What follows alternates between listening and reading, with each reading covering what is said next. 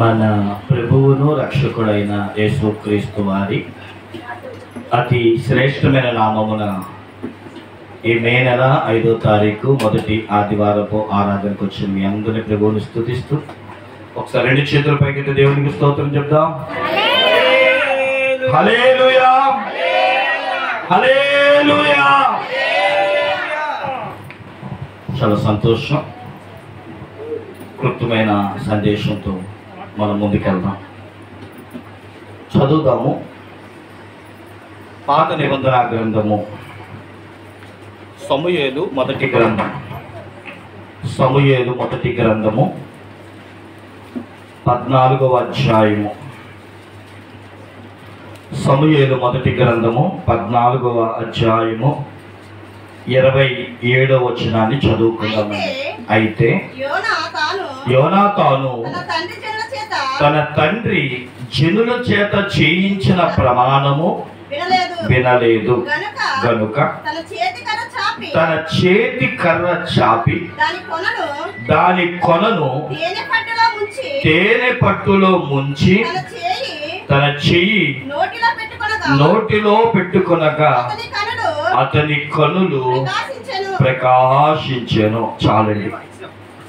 చదవబడిన వాక్యాన్ని మనము ఒక నిమిషం ఆగి పరిశీలిస్తే, ఇశ్రాయేలీయులు ఎర్ర సముద్రమును దాటి మోషే నాయకత్వంలో సీనాయి పర్వతం దాకా మోషే నాయకత్వంలో వారు నడిచారు. తరువాత యెహోషువ నాయకత్వంలో వారు కొంతకాలము ఆశ్రయపురాలు ఏర్పాటు చేసుకొని కానాను బయలుదేరారు.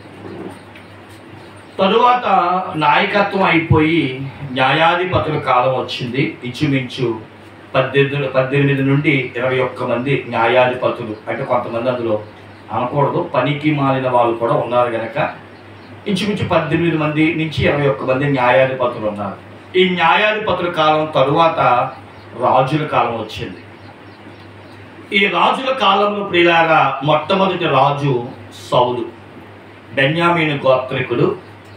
దేవుడు సౌలుని రాజుగా ఎన్నుకున్నాడు.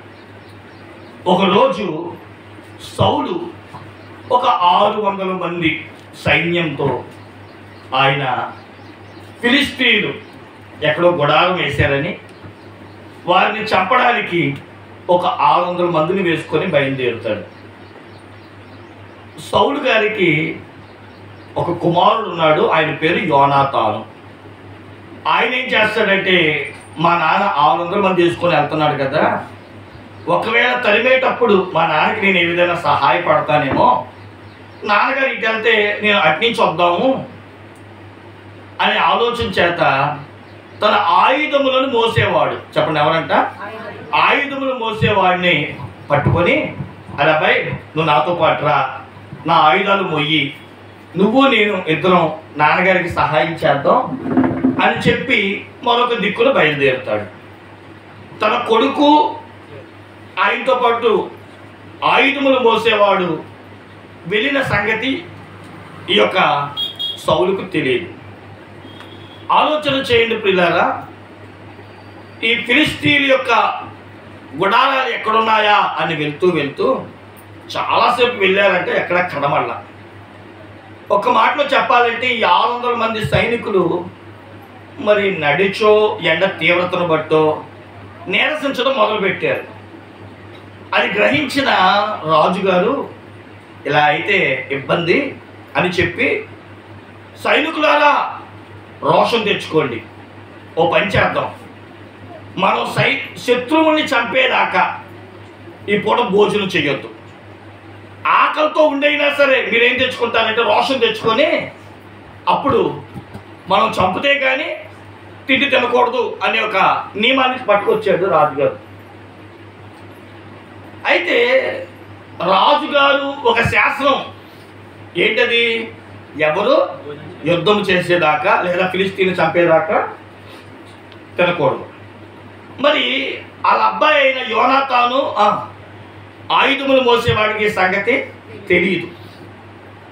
ఈ అరణ్యముల గుండా వెళ్తా ఉన్న యోనాతానికి ఒక తేనె పట్టి ఒక ప్రవాహం కనబడినట్ట, అంటే కారిపోయి ఒక నదిలా ప్రవహిస్తుందంట తేనె.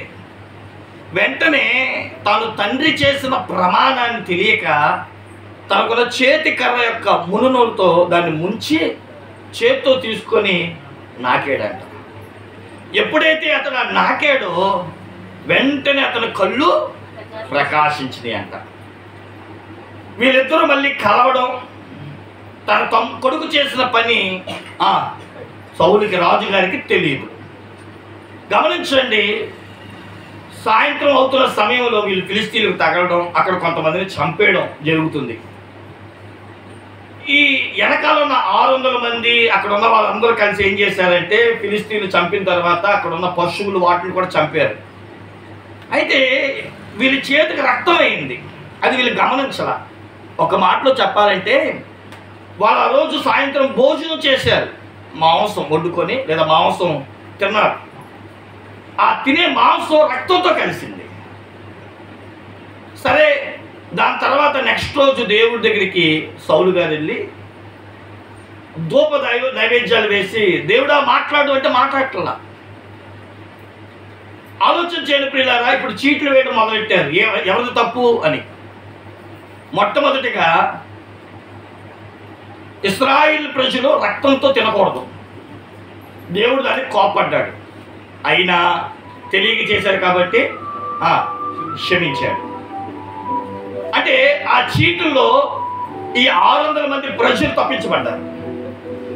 రెండవది, సౌలు గారు అన్నారు నాకు నా కొడుకు మీద చీటు వేయండి అన్నాడు. సౌలు గారు తప్పించబడ్డాడు. యోనాతాను అడుగుతారు, యోనాతాను మరి నువ్వెందుకు ఏం చేసావు చెప్పు, నీ మీద చీటి ఎందుకు పడింది అంటే, నాన్నగారు నేను ఇలా తేనె తిన్నాను అంటే అది నువ్వు చేసిన తప్పు కదా అని అంటాడు. కానీ అక్కడ ఉన్న ప్రజలు అయ్యా నేను యుద్ధం చేశామంటే గెలిచామంటే యోనాతాను బట్టే, కాబట్టి మమ్మల్ని బట్టి యోనాతాన్ని విడిపించండి అని చెప్పి ప్రజలు యోనాతాను ఏమండి విడిపించబడ్డారు. ఈ మాట మీకు ఎందుకు చెప్తున్నానంటే ఇందులో 2 విషయాలు మనం గుర్తుపెట్టుకోవాలి.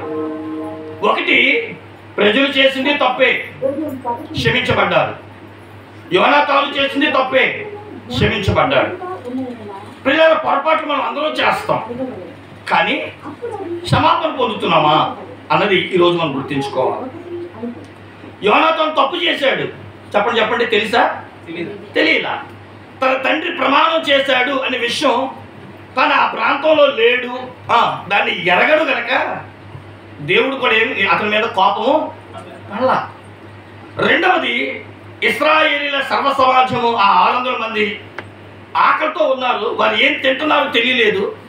ఆ రాత్రి వారు తిన్న తిండిలో రక్తం కలిసింది. బైబిల్ చెప్తుంది లేవీ కాండంలో రక్తం ప్రాణం, అందుకని క్రైస్తవులు రక్తాన్ని తినరు, రక్తంతో కలిసిన దాన్ని తినరు, శుభ్రంగా కడుక్కొని తింటారు. ఎందుకు మాట చెప్తున్నానంటే మేకపోతే రక్తంతో అంట. నేను ఒకప్పుడు బాగా తినేవాడిని, దేవుళ్ళలోకి వచ్చిన తర్వాత రక్తం జోలికి వెళ్ళకూడదు, రక్తము కలవకూడదు, రక్తాన్ని తినకూడదు అన్నప్పటి కాడి నుంచి మానేసాం. కాబట్టి ప్రియులారా, రక్తంతో కూడా భోజనం ఉంది. అయితే ప్రియులారా ఆలోచన చేయండి, ఇశ్రాయేలు సర్వ సమాజం చేసిన తప్పులు కూడా దేవుడు ఏం చేశాడు, తెలియక చేశాడు కనుక క్షమించబడ్డా. ఈ మాట ప్రభు నాకు చూపించిన ఆ అనుభవానికి వచ్చినప్పుడు ఎందుకో మనతో మాట్లాడమంటున్నాడు దేవుడు. ఈరోజు మనం అందరూ తప్పు చేస్తాం, ఇక్కడ కూర్చున్న మీలో మరి దేవుడు నాకు ఈ సందేశాన్ని ఇచ్చినప్పుడు ఎవరు తప్పు చేస్తారో నాకు తెలియదు. ఎందుకంటే ఇప్పుడు మనము కొద్ది నిమిషాల్లో బలంలోనికి వెళ్ళబోతున్నాం. బైబిల్ చెప్తుంది, 1 కొరింథీయులకు రాసిన పత్రిక 11వ అధ్యాయం 23వ వచనం కానీ చివరి వచనం చదువుకుంటే, బలలోకి వచ్చినప్పుడు అంటే ప్రభువుని జ్ఞాపకం చేసుకొని ఆ బల్లారాధన అనగా రొట్టి ద్రాక్షరసం పుచ్చుకునేటప్పుడు ఎలా ఉండాలంటే దేవుని దగ్గర మాట్లాడరే అమ్మా, ఎలా పడతలు ఉన్నాయి ఏమవుదంటారా, ఒప్పుకోడు. కడగబడిన వ్యక్తిగాను, లోపము లేని వ్యక్తిగాను, నిర్దోషమైన వ్యక్తిగాను ప్రభు దగ్గర కనబడాలి. ఈరోజు మనం బల్లలో పాలు పొందబోతున్నాం కనుక ప్రభు నాకు ఇది ఉదయకాలం ఇచ్చినప్పుడు దీని గురించి నేను చాలా ఆలోచించా. ప్రభు నాకు చెప్పిన మాట ఏంటో తెలుసా, ఈరోజు నేను ఒక అనుభవాన్ని ముందు పెడుతున్నాను. అదేంటంటే, ప్రజలు తప్పించబడ్డాడు కానీ యోనాతాను తప్పించబడలా. తనకు తెలియకుండా చేసిన పొరపాట్లైనా తండ్రి ఒప్పుకోవాలా. మీరు చదవండి మొదటి సమూయేలు గ్రంథము 14వ అధ్యాయము. మొదటి సమూయేలు గ్రంథం 14వ అధ్యాయం 41వ వచనం కానించి. అతడు అప్పుడు సౌలు ఇశ్రాయేలులకు దేవుడైన యెహోవా దోషిని కనపరచమని ప్రార్థనగా సౌలు పేరట యోనాతాను పేరట చీటి పడిన గాని ప్రజలు తప్పించుకొనిరి.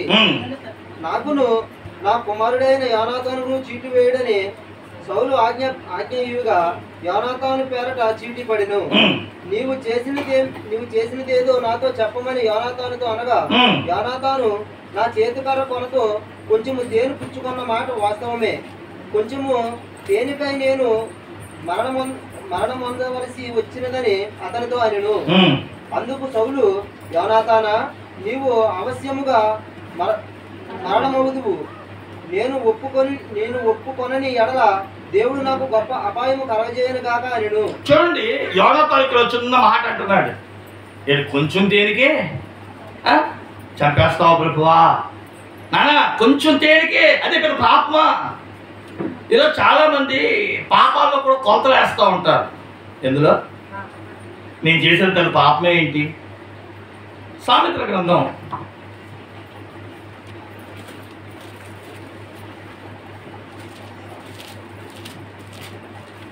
5వ అధ్యాయం 5వ అధ్యాయము 12వ వచనం. 12 నుంచి చదవండి.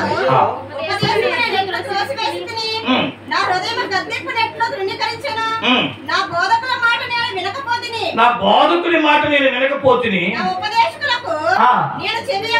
ఓకే, నేను సమాధి సంగముల మధ్య నుండినను ప్రతి విధమైన దౌష్ట్యమునకు లోబడుటకు కొంచెమే ఎడమాయను.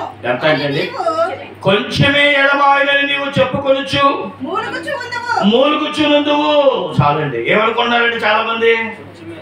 కొంచెమేగా, నేను కాల్చింది అంత అండి. ఆ రంగంలో సిగరెట్, దీనికే దేవుడు నన్ను చంపేయాలా? 6 అడుగుల మనిషిని ఆ రంగంలో నా నోరు చాలు. ఏమండి, ఒక ఆవిడంట ఊరు వెళ్ళిందంట. ఆ ఊరు ఏ ఊరో తెలియట్లా.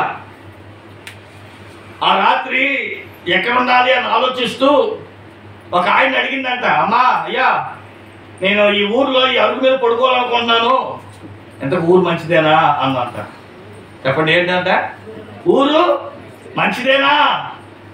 ఆ ఊరు అన్నారంట, నీ నోరు నోరు మంచిదైతే ఊరు మంచిదైద్ది. నోటికి ఏంటంట?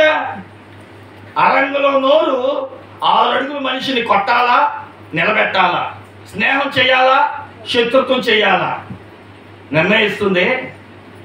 నోరు అదుపులో పెట్టుకోలేక గొడవలు, నోరు అదుపులో పెట్టుకోలేక దెబ్బలాట్లు, నోరు అదుపులో పెట్టుకోలేక దేవుని మీద తిరుగుబాటు, సొనుగుట, గొనుగుట ఎన్ని చూడలా. నోరు చిన్నదే కదా అని చెప్పి దేవుడు శిక్షించక మానలేదు. ఈరోజు చాలా మంది అనుకుంటున్నారు కొంచెమేగా మేము ఎడబాటు, తప్పు చిన్నదేగా అని. అయితే పిల్లలు దాని వెనకాల రాయబడింది, ఇశ్రాయేలు సర్వ సమాజం అక్కడ ఉన్న వారందరూ బ్రతుకులాడుకున్నారంటే దేవుడిని, అక్కడ ఉన్న సౌలుని. దేవుడు కూడా యోనాతాన్ని ఏం చేశాడంటే క్షమించాడంట. అయితే ఈరోజు ప్రత్యేకంగా దేవుడు నాతో చెప్పమన్న మాట ఏంటో తెలుసా? యోనాతాన్ అంట తేనెని నోట్లో పెట్టుకోగానే, ఏడు యాక్చువల్గా తినకూడదు, కానీ నోట్లో పెట్టుకోగానే అంట కళ్ళు ప్రకాశించబడ్డాయంట. ఆ పెట్టుకున్న తేనె యొక్క రుచి ఈరోజు మనం నేర్చుకోవాలి. అందుకనే ప్రకాశింపచేసే ఆ తేనె గురించి నేను మాట్లాడాలనుకుంటున్నా. లైక్ తేనె ఎలా తయారవుతుంది చెప్పండి? ఎలా తయారవుతుంది? డాబర్ ఫ్యాక్టరీలో తయారవుతుంది, అంతేనా? మీరు చాలా బ్రిలియంట్స్. తేనె ఎలా తయారవుతుందమ్మా? ఎలాగా? డాబరా అదే బాగా చెప్పారు, ఎక్కడ విన్నట్టున్నారు మీరు. రైట్. తేనె తీగ ఆయుష్కాలం 45 రోజులు. ఎన్ని రోజులు ఉంటుందంటే అండి? ఒక తేనెటీగ తన జీవిత కాలంలో గట్టిగా కష్టపడి 1/2 స్పూను తేనె సంపాదించగలదంట. చెప్పండి, అంత తన జీవితంలో ఏదైనా సంపాదించగలదంటే ఆ పువ్వుల్లో నుంచి వచ్చే మకరందపు యొక్క తేనెను సేకరించి తన బ్రతికిన 45 రోజుల్లో 1/2 స్పూను, ఎంత 1/2 స్పూను తేనెని సంపాదిస్తుందట. ఇంకా బాగా చెప్పాలంటే 5 గ్రాములు తేనెని సంపాదించగలదంట. ఒక్క తేనె బొట్టును తయారు చేయడానికి 80,000 కిలోమీటర్లు అది ఎగిరిద్దంట. ఇంచుమించు 1,00,000 పువ్వుల నుంచి తేనెను సేకరిస్తే కానీ ఒక బొట్టు తయారవుదంట. ఇలా తేనె గురించి చెప్పుకుంటా ఉంటే చాలా విషయాలు వస్తాయి. అయితే తేనె పట్టు దొరికే బైబిల్లో నేను చూడగా 3 స్థలాల్లో, అంటే ఇంకా ఉండొచ్చు కానీ బైబిల్ చెప్తున్న మాట ఏంటంటే 3 స్థలాల్లో ఈ తేనె దొరికిందంట. ఒకటి ద్వితీయోపదేశ కాండము 32వ అధ్యాయము 13వ వచనం. 32:13 భూమి యొక్క ఉన్నత స్థలముల మీద వాణ్ణి ఎక్కించెను, పొలముల పంట వానికి తినిపించెను. ఓకే, కొండ బండ నుండి తేనెను చెకుముకి మొట్టమొదటిగా మనం చూసిన వారం అయితే తేనె దొరికే స్థలం ఏంటంట? కొన్నిసార్లు చెట్లు దొరకలేదు అనుకోండి, ఎక్కడ పెట్టిందంట? కొండ బండల వారన అది పెట్టడం జరిగిద్దంట. మన దేవుడు కూడా ఎవరయ్యా అంటే 1 కొరింథీ పత్రిక 15వ అధ్యాయంలో 1 కొరింథీ పత్రిక 15వ అధ్యాయము 10వ అధ్యాయం 5వ వచనం 4వ వచనం 14. అందరూ ఆత్మ సంబంధమైన ఒకే పానీయమును పానము చేసిరి, ఏలయనగా తమ్మును వెంబడించిన ఆత్మ సంబంధమైన బండలోనిది త్రాగిరి, ఆ బండ క్రీస్తే. మన దేవుడు బండై ఉన్నాడు, మరి తేనె.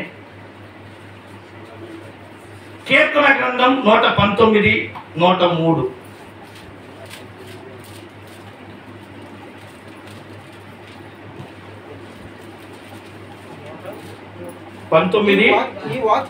నీ వాక్యము నా జీవకు ఎంతో మధురములు, అవి నా నోటికి తేనె కంటే తీపిగా ఉన్నవి. ఈ తేనె ఎక్కడ దొరుకుతుంది అంటే, ఎందుకంటే పాస్టర్ గారు తేనె అనుకుంటారేమో. ప్రియులారా, బైబిల్ చెప్తుంది కీర్తన గ్రంథం 19వ కీర్తన 8, 9, 10 వచనాలు చదవండి. యెహోవా ఉపదేశములు నిర్దోషమైనవి, అవి హృదయమును సంతోషపరచును. యెహోవా ఏర్పరచు ధర్మము నిర్మలమైనది, అది ఏంటంటే కనులకు వెలుగు ఇచ్చును. చదవమే. పవిత్రమైనది, అది నిత్యము నిలుచును. యెహోవా న్యాయవిధులు సత్యమైనవి, అవి కేవలము న్యాయమైనవి, అవి బంగారు కంటెను విస్తారమైన మేలిమి బంగారు కంటెను కోరదగినవి, తేనె కంటెను జుంటె తేనె దారల కంటెను మధురమైనది. మనం తెలుసో తెలియకో తేనె నాకేమా, అందరం కూడా రుచి చూస్తుంటాం. ఆలోచన చేయండి. తేనె అనగా వాక్యం, తేనె అనగా ఉపదేశం. మనము దానిని ఆస్వాదించినప్పుడు అది మన మనోనేత్రాలు వెలిగిస్తుంది. 1 సమూయేలు గ్రంథం 14వ అధ్యాయంలో ఈ యోనాతాను ఎప్పుడైతే ఆ తేనెను నాకాడో ఆయన కళ్ళు ఏమైందంటే 27వ వచనంలో ప్రకాశించబడ్డాయి. అప్పుడు వెంటనే ఒక స్టేట్మెంట్ ఇచ్చాడు చూడండి ఆ మాట. మొదటి సమూయేలు 14వ అధ్యాయము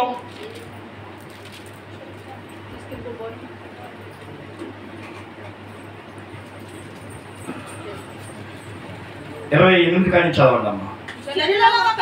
29 చదివేద్దాం డైరెక్ట్ గా.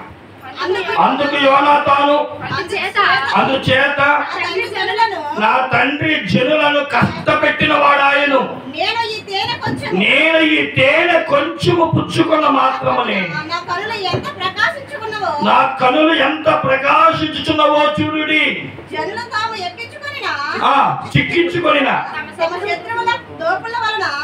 బావుగా భోజనము చేసిన ఎడల వారు ఫిలిష్తీయులను మరి అధికముగా హతము చేసిందరని. చూడండి ప్రియులారా, తినకపోవడం వల్ల బలము రాదు. పుచ్చుకునే ఆహారం అనే తేనె వలన ఏమొస్తుందంటే బలం వస్తుందంట. ఆ బలము ద్వారా కళ్ళు బాగా కనబడి ఆ తేనె యొక్క కళ్ళు ప్రకాశించడం వల్ల శత్రువులు ఇంకా తరమగలము, శత్రు నాశనము కూడా చేయగలుగుతాం. ఈరోజు క్రైస్తవులలో పిల్లలు ఈ తేనె అనే వాక్యాన్ని రుచి చూడట్లా. ఈ తేనె ఎందుకు రుచి చూడక వారి మనోనేత్రాలు మూయబడ్డాయి. ఈరోజు పిల్లల దేవుని వాక్యం ఎంతవరకు ఎంతమంది ధ్యానిస్తున్నారో నాకు తెలియదు, కానీ మనుష్యులు దేవునికి విరోధముగా మారడానికి గల కారణం ఏంటి అంటే ప్రకాశించవలసిన వారి కనులంట మూయబడుతున్నాయి. 2 కొరింథీయులకు రాసిన పత్రిక 4వ అధ్యాయం 4వ వచనం. దేవుని స్వరూపి అయిన క్రీస్తు మహిమను కనపరుచు సువార్త ప్రకాశము వారికి ప్రకాశించుకున్న నిమిత్తము యుగ సంబంధమైన దేవత చదవమ్మా అవిశ్వాసులైన వారి మనోనేత్రములకు గుడ్డితనము కలుగజేసెను, అంధకారంలో నుండి వెలుగు ప్రకాశించును గాక అని పలికిన దేవుడే తన మహిమను కూర్చున్న జ్ఞానము యేసుక్రీస్తు నన్ను వెల్లడిపరచుటకు మా హృదయములలో ప్రకాశించెను గనుక. దేవుని వాక్యము ప్రకాశిస్తుంది. వాక్యమే క్రీస్తు. ఈ క్రీస్తు యొక్క వాక్యం ఎవరైతే చదవరో ఈ యుగ సంబంధమైన లోకం వారిని గుడితనం చేస్తుంది. ఈ లోకమే ఒక దేవతగా మారి వారిని అయోమయ కార్యాల వైపు చేస్తుంది. అందుకనే మంచికి చెడుకి వారికి వరుసకి తేడా లేకుండా మనుషులు ప్రవర్తిస్తున్నారు. నేటి సమాజంలో వాయా వరవలు ఎందుకండి కనవట్లేదు అంటే వాళ్ళ మనోనేత్రాలు మూయబడ్డాయి. ఏ కొరింథీ సంఘానికి పౌలు రాస్తూ అంటున్నాడు, అయ్యో కొరింథీ సంఘమా, మీరు ఏది చెబితే నమ్మేస్తున్నారు. నా తర్వాత వచ్చిన బోధకులని వాళ్ళ సేవకులే కదా అని వారి మాయోపదేశములకు మీరు లోబడిపోయి వాక్యాన్ని మీరు తీయడం మానేశారు. అందుకనే వాక్కైన యేసు క్రీస్తుని గురించిన నీ విషయాలు కొద్దిగా తగ్గిపోయి క్రీస్తు అంటే ఏంటో ఆయన విలువలకి ఆయనకి విలువలు ఇవ్వకుండా మారిపోతున్నారు. ఒక మాటలో చెప్పాలంటే దేనికి విలువ ఇవ్వాలో దేనికి విలువ ఇవ్వకూడదో మనుషుల ప్రియులారా అయోమయ పరిస్థితులకు వచ్చేస్తారు. అందుకని ఎఫెసీ సంఘంతో మాట్లాడినట్టు చూడండి, 1వ అధ్యాయం 17వ వచనం. ఎఫెసీ పత్రిక 1వ అధ్యాయం 17వ వచనం త్వరగా. మరియు మీ మనోనేత్రములు వెలిగింపబడినందున వెలిగించబడితే ఏం జరుగుతుంది? ఆయన పిలిపేంటో, నిన్ను ఎక్కడి నుంచి పిలిచాడో, ఏ పాపం నుండి నిన్ను పిలిచాడో నీకు అర్థమవుతుంది. ఆయన మన ఉంచిన నిరీక్షణ ఎట్టుదో, అసలు పరిశుద్ధులతో ఉంటే ఆయన ఇచ్చే స్వాస్థ్యం ఎట్టిదో, ఆయన క్రీస్తునందు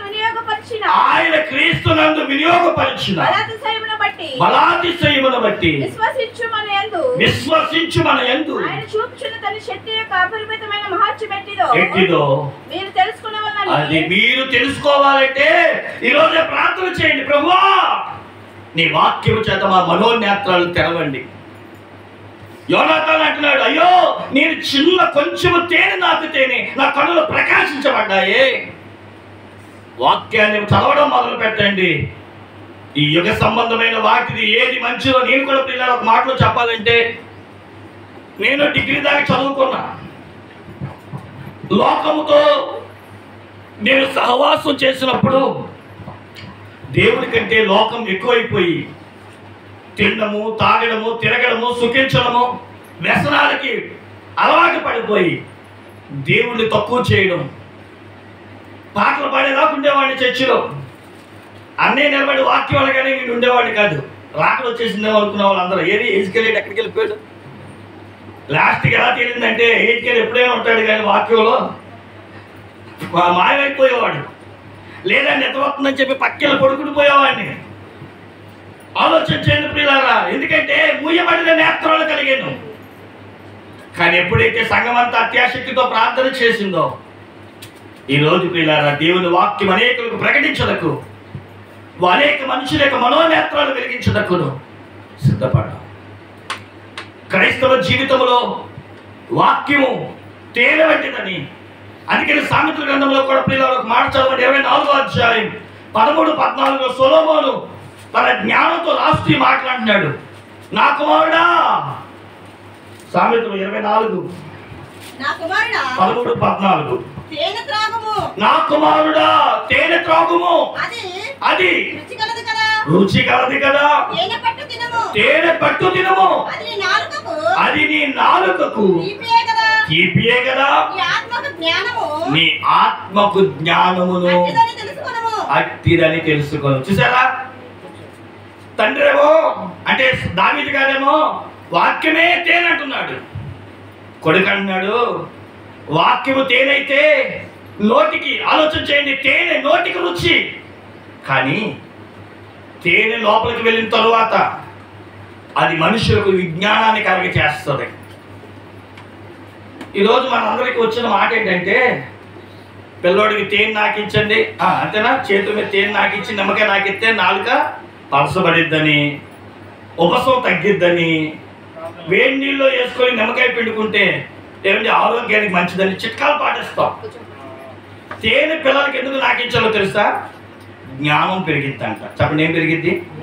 జ్ఞానం పెరిగిద్ది. ఏ జ్ఞానం?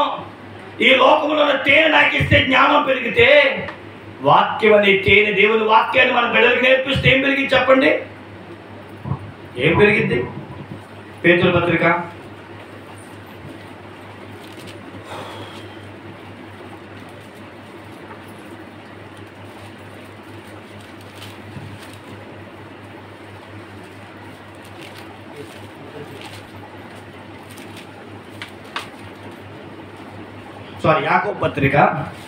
3వ అధ్యాయం 13-16 వరకు.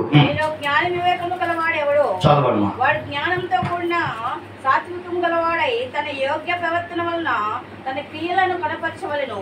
అయితే మీ హృదయంలో సహింపవలనవి కానీ మత్సరమును వివాదమును ఉంచుకునే వారైతే అతిశయపడవద్దు. సత్యములకు విరోధముగా అబద్ధమాడవద్దు. ఈ జ్ఞానము పైనుండి దిగి వచ్చినది కాక, చూడండి, పైనుంచి వచ్చే జ్ఞానం అవుతుందంట, భూమి మీద ఉన్న జ్ఞానం అవుతుందంట. భూ సంబంధమైనది, ప్రకృతి సంబంధమైనది, దెయ్యముల జ్ఞానం వంటిదైనది. ఏలయనగా చూడండి, దెయ్య జ్ఞానము మత్సరమును వివాదమును ఎక్కడుండును అక్కడ అల్లరియు ప్రతి నీచ కార్యము ఉండును. భూమి మీద జ్ఞానం నేర్చుకుంటేనట ఏంటండి భూమి మీద ఉన్న జ్ఞానం? అల్లరి, నీచ కార్యాలు ఉంటాయంట. అదే దేవుడిచ్చిన జ్ఞానం అనుకోండి, పవిత్రము, సమాధానము, మృదుత్వము, సులభముగా లోబడేది, కనికరము, మృదువు,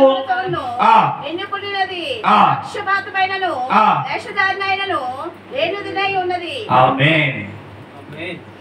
ఈ రోజు మనం ఎందుకు దేవుని వాక్యాన్ని చదివించాలి మన పిల్లలతో అంటే, దేవుని వాక్యం చదివే మా పిల్లలంట పైనుండి వచ్చే జ్ఞానము ద్వారా సమాధానము, పవిత్రత, సులభముగా లోబడి, కనికరము, పక్షపాతము, వేషధారం లేని వ్యక్తులుగా దేవుని ఎదుట నిర్దోషులుగా మార్చబడతారట. దేవునికి స్తోత్రం చెప్పండి. హల్లెలూయా. ఇలా చెప్పుకుంటూ వెళ్తే సమయం చాలదో కనుక తేనె ఎక్కడ దొరికిందంటే మొట్టమొదటిగా బండ నుండి వచ్చింది. ఇక రెండో చూద్దాం ప్రియులారా, ఇందాక చదువుకున్నాం మొదటి సమూయేలు గ్రంథం 14వ అధ్యాయంలో చెట్టు నుండి చెప్పండి ఎక్కడి నుంచి వస్తుందట? రైట్. ఇప్పుడు చెప్పండి ఎక్కడి నుంచి వస్తే? తేనె ఎక్కడ దొరికిందో కూడా తెలియదా అమ్మ? చెట్ల మీద పెట్టిద్దా? యోనాతానికి ఎక్కడి నుంచి వచ్చింది అంటే చెట్టు మీద నుంచి ఎవరి కాలిపోయి ప్రవాహంలా వచ్చేస్తుందంట. చెట్టు ఏ చెట్టు? ఆదికాండం 3వ అధ్యాయంలో ఆదామును హవ్వని కాపాడిన చెట్టు ఆ యేసుక్రీస్తు.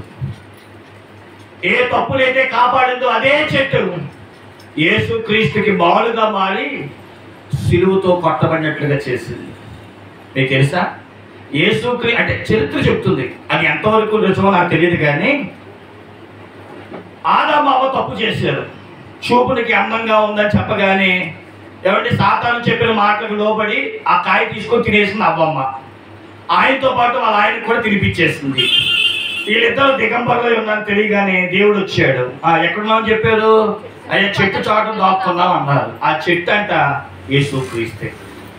ఏ చెట్టు అయితే ఆ రోజు వారి పాపాన్ని దాచిందో అదే చెట్టు అంట కొన్ని సంవత్సరాల తర్వాత నరకబడి యేసుక్రీస్తు సిలువ వేయడానికి ఆ అడ్డకర్ర కొయ్యకర్రగా మారిందంట. అయ్యా తప్పయ్యి ఆ రోజు నేను ఆదాము అవ్వని కాపాడాను, ఆ తప్పుకు ప్రతిరూపంగా యేసుక్రీస్తు రక్తముతో నేను కడగబడాలని చెప్పి మ్రాలుగా మారి యేసుక్రీస్తు అంట సిలువ వేయించబడి ఆ మ్రాలుగా ఆ చెట్టు వాడబడినట్లుగా చరిత్ర చెబుతుంది. కాబట్టి గమనించండి, ఇక్కడ చెట్టు కూడా ఎవరయ్యా అంటే యేసుక్రీస్తు. ఇక 3వది చెప్పి నేను ముగించేస్తాను. న్యాయాధిపతుల గ్రంథం.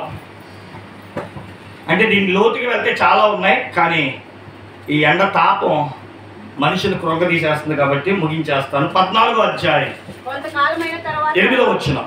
కొంతకాలమైన తర్వాత అతడు ఆమెను తీసుకుని వచ్చుటకు తిరిగి వెళ్ళుచుండగా ఆ సింహపు కళేబరం చూచుటకై ఆ వైపు తిరిగినప్పుడు సింహపు కళేబరంలో తేనెటీగల గుంపును తేనియు కనబడగా అతడు ఆ తేనె చేతలుంచుకుని తినుచు వెలుచు తన తల్లిదండ్రుల యొద్దకు వచ్చి వారికి కొంత నీయగా వారిలో తిరిగి, అయితే తాను సింహపు కళేబరంలో నుండి ఆ తేనెను తీసిన సంగతి వారికి తెలియజేయలేదు. అంతటా అతని తండ్రి ఆ స్త్రీని చూడబోయినప్పుడు సంసోను విందు చేసిను. వినండి, ఒకసారి వాళ్ళ అమ్మా నాన్న తీసుకొని సంసోను తిమ్నాతుకి వెళ్ళాడు. ద్రాక్ష తోటలో ఉండగా సింహం వస్తే తన చేతిలో ఏమీ లేకుండా ఉన్నప్పుడు చంపేశాడు. ఎంగేజ్మెంట్కి వచ్చినప్పుడు చంపాడు. మీకు బాగా అర్థం అవ్వాలంటే ఎంగేజ్మెంట్కి వచ్చినప్పుడు ఏం చేశాడంట? చంపాడు. పెళ్ళి అయిపోయింది, ఆ ఆవుని చూడడానికి వెళ్ళాడంట. వెళ్తా అదే దాని గుండా వెళ్తూ ఉంటే తాను ఎంగేజ్మెంట్ తర్వాత 2వ రోజు పెళ్ళి, ఇక 3వ రోజు వాళ్ళ ఆవుని తెచ్చుకోవడానికి 3 రోజుల తర్వాత వెళ్తే ఆ సింహం కలేబారం అంట కుళ్ళిపోతూ ఉందంట. ఆయన దగ్గరికి వెళ్ళి చూస్తేనంట సింహపు కలేబారంలో తేనె పట్టు కనబడిందంట. ఆయన తీసుకొని నోట్లో పెట్టుకున్నాడంట. ఆహా, భలే రుచిగా ఉంది కదా అని చెప్పి దాన్ని కొంత తీసుకెళ్ళి వాళ్ళ అమ్మా నాన్నకి ఇచ్చాడంట. ఈ తేనె పట్టు తిన్నప్పుడు అంట ఆయనకు ఒక పొడుపు కాదు వచ్చిందంట. చదవండి అది కూడా ఒకసారి. అప్పుడు సంసోను మీరు ఈ విందు జరిగి 7 దినములలోగా దాని భావం నాకు తెలిపిన నేను 30 సన్నపు నార బట్టలను 30 దుస్తులను మీకు ఇచ్చేదను. మీరు దాన్ని నాకు తెలుపలేకపోయినా మీరు 30 సన్నపు నార బట్టలను 30 దుస్తులు నాకు ఇవ్వాలని వారితో చెప్పగా వారు మేము ఒప్పుకుందము, నీ ఇప్పుడు కథను వేయమని అతనితో చెప్పిరి. కాగా అతడు బలమైన దానిలో నుండి తీపి వచ్చును, బలమైన దానిలో నుండి తీపి వచ్చును, తినుదానిలో నుండి తిండి వచ్చును. ఓకే, అని 3 దినములలోగా వారు బలమైన దానిలో నుండి తీపి, తినదగిన దానిలో నుండి తిండి. దీన్ని 3 రోజుల్లో చెప్పమంటే వాళ్ళందరూ కూడా ఆవిడ భార్య దగ్గరికి వెళ్ళి మమ్మల్ని అందరినీ గేలి చేయడానికి ఇక్కడికి వచ్చావు, దోచుకోవడానికి వచ్చావు అని ఆవిడ కొన్ని మాటలు ఎక్కేసేటప్పటికి సంసోన్ దగ్గరికి వెళ్ళి ఆ పొడుపు కథ ఏంటో చెప్పు అంటే ఆ పొడుపు కథ చెప్తారు. చూడండి, ఆ మాట చదువు ముగించుకున్న 18. సూర్యుడు అస్తమింపమునకు ఆ ఊరి వారు దేనికంటే తీపినైనదేది తేనె కంటే తీపైనది ఏది? తేనె తీపి. రెండవది సింహం కంటే బలమైనది ఏది? అనాథంతో అనగా. చాలండి. ఇక్కడ సింహము యేసుక్రీస్తుకు సాదృశ్యం. సింహములో నుండి తేనె వచ్చింది. ఇదేంటండి పాస్టర్ గారు, చచ్చిన సింహాన్ని పట్టుకొని తేనె వచ్చింది అంటారండి? యేసుక్రీస్తు ప్రభువారు సిలువలో మరణించారు. ప్రియులారా, సింహము అనగా యేసుక్రీస్తు. యేసుక్రీస్తు యొక్క ప్రక్కటెముకలో నుంచి వచ్చిన సంఘానికి దేవుని వాక్యాన్ని ఇచ్చాడు. దేవునికి మహిమ కలుగును గాక. మనం దాన్ని కుళ్ళినది అన్నదాన్ని ఆలోచిస్తున్నామే తప్ప యేసులో నుండి. చదవండి యెషయా గ్రంథం 7:21-22 వచనాలు.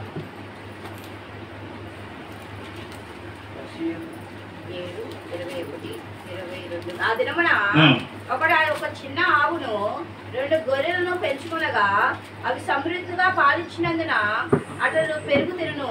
ఏదైనగా ఈ దేశంలో విడవబడిన వారందరూ పెరుగు తేనెలను తిందురు.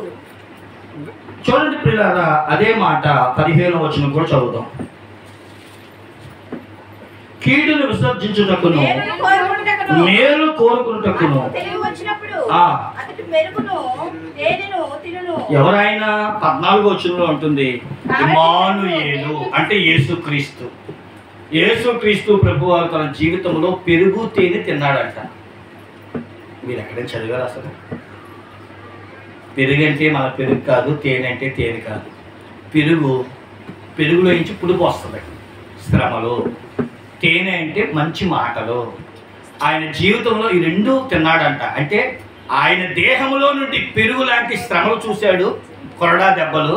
తేనె లాంటి ఆయన ఉపదేశాలు విని అనేకులు రక్షించబడ్డారు. కాబట్టి నేను ముగించేస్తున్నాను, చాలా ఇబ్బందికరమైన పరిస్థితి ఉంది కనుక. ప్రియులారా, 3 అనుభవాలు చెప్పాను, 3 యేసుక్రీస్తే. ఈ 3 మనం నేర్చుకునే మాట ఏంటంటే, మనము దేవుని వాక్యాన్ని చదివితే, వాక్యాన్ని ఎరిగితే మీ మనోనేత్రాలు వెలిగించబడతాయి. మన బిడ్డలకు దేవుని వాక్యాన్ని ఒక పాటగా, దేవుని వాక్యాన్ని ఒక అనుభవంగా మనం నేర్పగలిగితే మనోనేత్రాలు వెలిగించబడతాయి. అలా వెలిగించబడినప్పుడు తప్పులు చేయరు.